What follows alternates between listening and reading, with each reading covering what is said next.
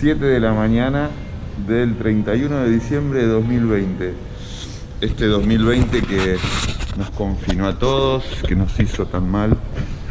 Bueno, hoy como para terminar el año, me caí de la cama y nada, los voy a hacer lo que más me gusta, que es caminar con mi cámara por mi ciudad haciendo fotos. Así que bueno, nada, es como para ver si terminamos el año de una manera más agradable. Así que bienvenidos y nada, los voy a llevar a pasear por esta zona tan linda de Luján, haciendo fotos y mostrándoles de qué manera.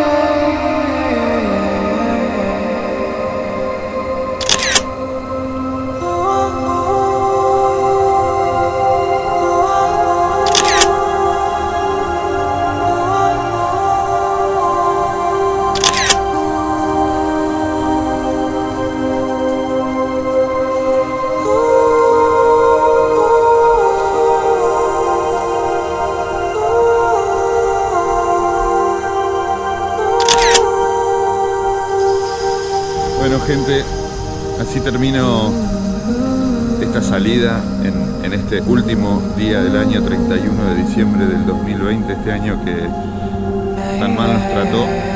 Pero bueno, quería terminarlo haciendo lo que más me gusta, esto de sacar fotos, salir a hacer fotos. Y nada, saludarlos a todos, agradecerles por seguir estando en mi canal, donde hablamos de fotografía, de viajes y de cosas que a mí me gustan. Y bueno, nada, les quiero desear un gran 2021, esperemos que esta pandemia de alguna manera u otra termine, y que nos encuentre nuevamente haciendo fotos y compartiendo esto que tanto nos gusta, ¿sí? Así que bueno, saludos a todos, felicidades y nos seguimos encontrando.